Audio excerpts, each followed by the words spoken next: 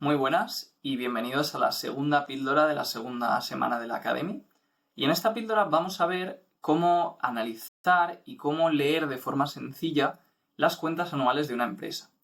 Las cuentas anuales, como estáis viendo aquí, es un documento que puede tener 100, 200, 300 páginas y nuestro objetivo es intentar sacar la máxima información sin morir en el empeño o sin pasarnos una semana o dos. Para que tengáis un baremo, grandes inversores como Warren Buffett leen las cuentas anuales en máximo 45 minutos.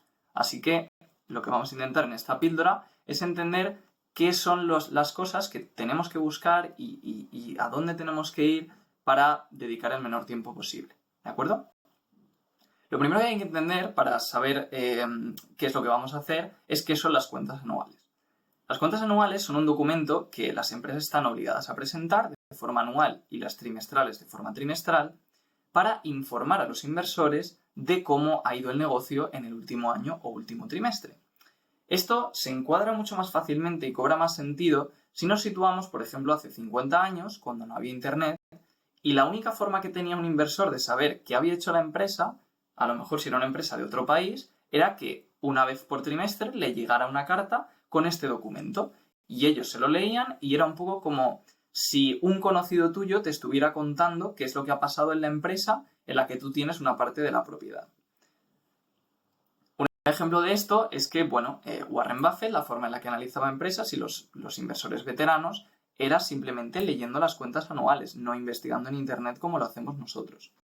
Y ya, como anécdota personal, un tío mío, que es profesor en la Universidad de Burdeos, lleva mucho tiempo invirtiendo y básicamente su forma de analizar empresas era pedir cientos de cuentas anuales, hasta el punto de que su mujer se enfadaba con él, no es broma esto, porque no podía entrar al salón de la casa porque estaba lleno de montañas de papeles de las cuentas anuales. Y de hecho, cuando yo le preguntaba consejo para invertir, él me decía que me leyera cientos y cientos de cuentas anuales. Pero nosotros, como somos la generación de TikTok, pues a mí personalmente me da un poco de pereza leerme estos documentos de 100 páginas. Entonces creo que muchas veces se saca más información investigando en Internet y las cuentas anuales se pueden usar como algo complementario para complementar esa investigación. Entonces, vamos a empezar por lo primero. ¿Cómo encontrar las cuentas anuales? Bien, como ya hemos visto en la píldora anterior, es tan simple como irnos a la sección de Investor Relations de cada empresa y buscar 10K o Annual Reports, o 10Q para el trimestral. Pero no siempre es tan sencillo. Hay algunos casos, como el de esta empresa que he puesto por aquí, que es una empresa canadiense de servicios para empresas, que se llama GDI, donde si nos vamos al apartado de inversores, yo al menos no he sido capaz de encontrar las cuentas anuales. En teoría deberíamos ir a los documentos que están aquí y aquí deberían aparecer, pero no están las cuentas anuales o ya os digo, yo no he sido capaz de encontrarlas. Entonces, ¿cómo las podemos encontrar si no están en la web de la empresa? Pues muy sencillo. Además de la web, estas cuentas, como ya hemos comentado, se presentan a la institución regulatoria de cada país, ya sea la SEC o la CNMV en España. Entonces, lo primero sería averiguar cuál es la institución que se encarga de supervisar esta empresa. Podemos entrar a algún documento y buscarlo, si no nos aparece en la web, y aquí ya podemos ver que la empresa es canadiense. Entonces, buscaríamos cuál es la institución de Canadá, yo ya lo sé, es la SEDAR, y buscaríamos, por ejemplo, SEDAR Annual Reports. Fijaos que ya nos aparece el enlace en el primer resultado, y normalmente las webs de las entidades regulatorias suelen tener un buscador para poder buscar los documentos de todas las empresas que ellos supervisan. Pondríamos en el buscador GDI,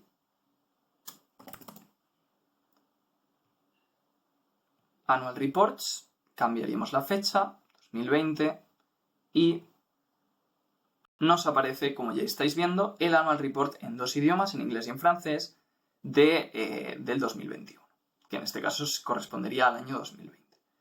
Bien, podemos entrar y ver que lo tenemos por aquí. Esto es la empresa. Aquí tendríamos el Annual Report.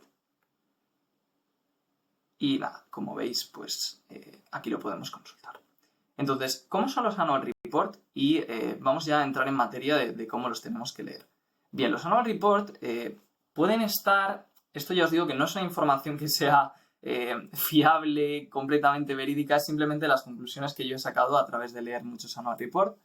Normalmente suele haber dos tipos, que son uno que está presentado más para inversores como este, que tiene muchas más imágenes y demás, y que no es el documento que se presenta directamente a la entidad regulatoria, y luego está el 10K, como el de Google, que es ya directamente el documento tal cual se presenta a la SEC. Dependiendo del país, podemos ver que los documentos son diferentes. Por ejemplo, yo he preparado aquí uno de una empresa española, que es Neynor, donde vemos que el documento pues no tiene mucho que ver, ¿no?, con el de Google, como ahora veremos. Entonces, según cada país, las secciones y los apartados van a ser diferentes, por lo cual lo que tenemos que entender no son estrictamente cuáles son los apartados que nos interesan, sino cuál es la información que vamos buscando, ¿vale? Entonces, ¿cuál es la información que vamos buscando en las cuentas anuales? Pues básicamente, lo primero, son varias cosas, pero lo primero y lo más fundamental son las descripciones de la actividad de la empresa. Como ya hemos dicho, esto está hecho para que un inversor desde cero pueda coger las cuentas anuales y pueda invertir en esta empresa. Entonces, el primer apartado que encontramos, en este caso en los 10K, es la parte 1 y en concreto el ítem 1 y el 1A, que se dedican a contarnos básicamente qué es lo que hace la empresa, cómo gana dinero y cuáles son sus factores de riesgo. En el caso de Alphabet, que son las que tenemos por aquí, fijaos que tiene varias secciones. La primera es un vistazo por encima. Tenemos, pues eso, cuál es su objetivo, que en este caso es que todo el mundo pueda acceder a la tecnología. Hablan de Machine Learning, que es una parte fundamental de la empresa. Y luego ya nos cuentan cuáles son los distintos segmentos del negocio, cuáles son los servicios que ofrecen, cómo ganan dinero, Google Cloud, la parte de ESG que están haciendo para cuidar el medio ambiente, su cultura, la regulación del gobierno, su propiedad intelectual. Como veis, en cada empresa será diferente, evidentemente, pero es información que a nosotros como inversores nos interesa mucho porque en ningún lugar os diría que lo vamos a encontrar de forma tan exhaustiva como aquí y vamos a entender la empresa mejor que leyendo esto. Siempre hay que contrastar. Una vez más, esto es un documento dirigido a inversores y la empresa va a intentar vendernos su negocio, con lo cual contrastar con otras cuentas anuales de la competencia suele ser algo muy muy útil para ver qué cosas son datos y qué cosas son exageraciones de la empresa. Entonces el ítem 1 es muy importante y el ítem 1A sería el siguiente, que también nos interesa mucho porque las empresas suelen hacer una lista muy exhaustiva de los riesgos que tienen. Recomiendo en general, cuando ya estéis un poco acostumbrados, a leer simplemente los títulos y a partir de aquí ya pues sacar un poco vuestras conclusiones. Si veis que un riesgo es más relevante, entonces ya os podéis leer la parte inferior. Las empresas, como quieren dar la impresión de que tienen todo considerado, y en muchos casos es así, mucho más que nosotros, desde luego, ponen una lista de riesgos muy extensa y vais a encontraros cosas que normalmente no habríais pensado, o por lo menos este ha sido mi caso, cuando he ido analizando empresas. Así que ya os digo, es un apartado muy interesante. Bien, entonces, después de esto, cuando terminamos la sección de riesgos, tenemos varias secciones de la parte 1 que no suelen ser tan útiles y que yo personalmente no suelo mirar. Que son, pues nada, estos apartados pequeñitos que de hecho aquí están prácticamente vacíos. Entonces volveríamos, como veis aquí ya empieza la parte 2, volveríamos al índice y vamos a ver qué es lo que nos interesa de la parte 2. Además de la descripción de la empresa, la segunda cosa que nos interesa de las cuentas anuales son los estados financieros. Lo veremos más a fondo próximamente, pero los estados financieros son básicamente la sección de números, en la que la empresa nos muestra sus números, cuánto dinero están ganando, perdiendo, etcétera, etcétera. En concreto, hay varios ítems que son especialmente interesantes porque, aunque estos datos numéricos los podemos encontrar en Internet en cualquier web, no hace falta que vengamos aquí. Para lo que sí que hace falta venir aquí es para los comentarios de la directiva sobre los resultados. Esto se encuentra en el ítem 6, donde tenemos simplemente un extracto de lo más importante de los resultados, que es Selected Financial Data, y en el ítem 7, principalmente, que es donde nos encontramos con la discusión de la directiva. En el caso de Google, por ejemplo, es muy interesante porque te cuentan pues, un poco cuál es su estrategia, cómo les están afectando ciertas cosas, por ejemplo, algunas tendencias. Esto es una sección de tendencias en su negocio.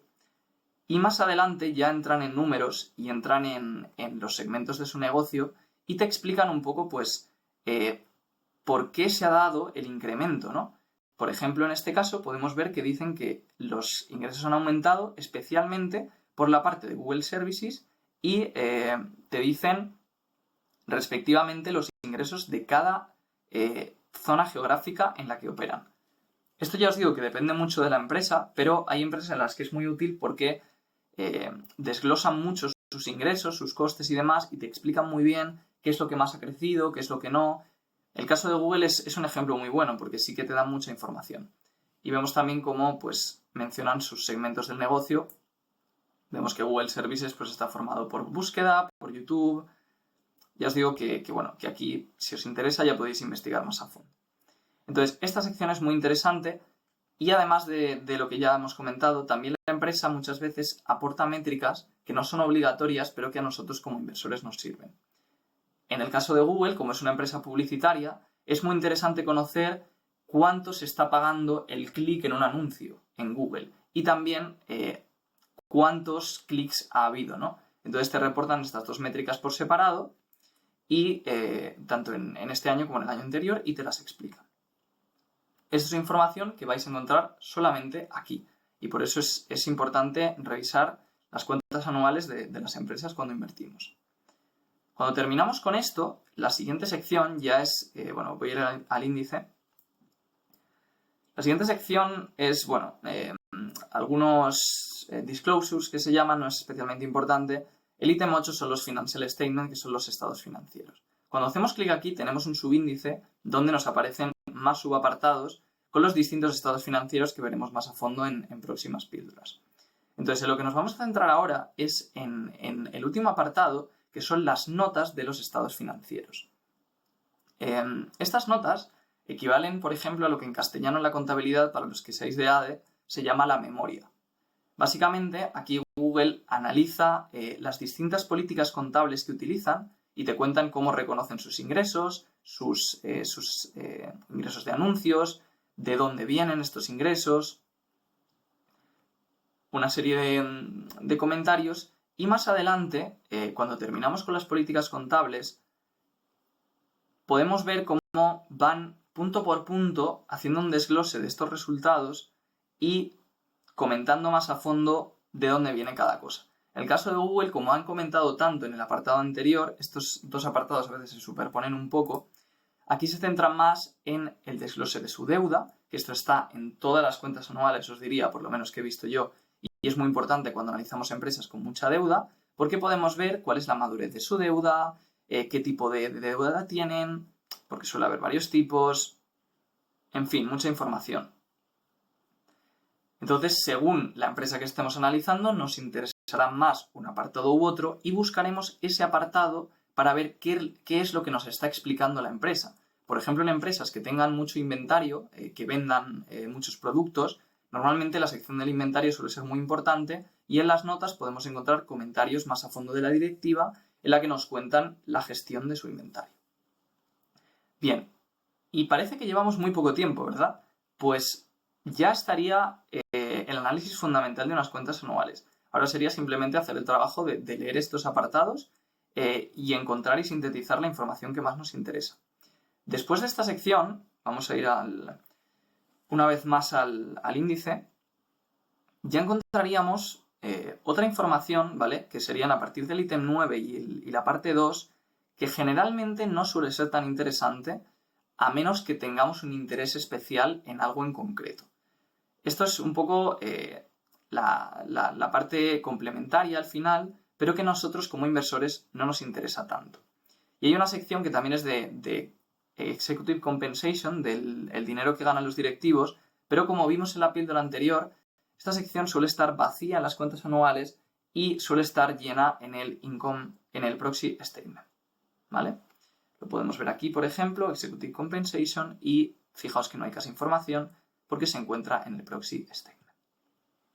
Bien, pues estas serían muy a grandes rasgos, evidentemente esto es una introducción, lo que son unas cuentas anuales. Según el país, evidentemente los documentos son distintos. Aquí podemos ver, por ejemplo, en Neynor, como empresa española, que los estados financieros nos aparecen al principio. Pero nosotros lo único que tendríamos que hacer es buscar toda esta información que sabemos que nos interesa. Por ejemplo,